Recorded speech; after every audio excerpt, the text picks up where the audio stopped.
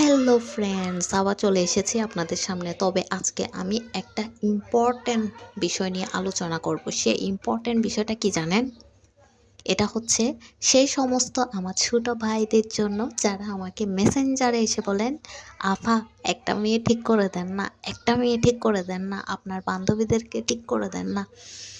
আরে কি হইতাম আর, মানে তোমরা হচ্ছ আমার ছোট ভাই, হাঁটুর বয়সী আর কি।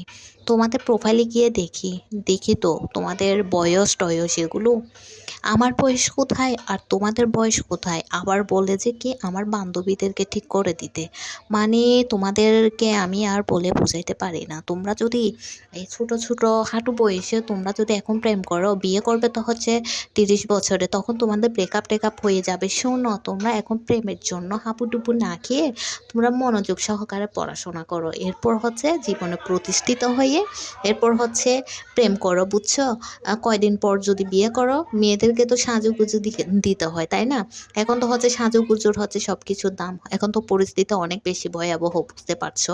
তো সেই জন্য আগে হচ্ছে টাকাটা রোজগার করো, বুঝো নাই? তো একটা মেয়ে যখন এটা লাগবে ওইটা লাগবে তখন তোমার থেকে খুঁজবে, তখন তোমার মাথাটা এমনি আওলাই যাবে, বুঝো নাই? তখন বিরক্ত লাগবে। তো সেই জন্য হচ্ছে তোমরা তো এমনি পোজ দাও, টাকাই সব, এই সব ধ্যান সব। তো টাকার পিছনে না ছুটে মেয়েদের পিছনে ছোটাই লাভ নাই। আর আমার মেসেঞ্জারে এসে আফা একটা মেয়ে ঠিক করে দেন, আফা একটা মেয়ে ঠিক করে দেন, এগুলো বলা যাবে না, ঠিক আছে?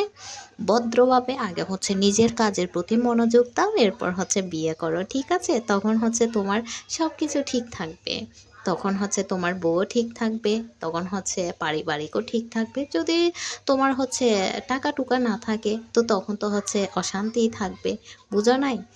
ভালোবাসা তখন জানলার দিকে পালাবে।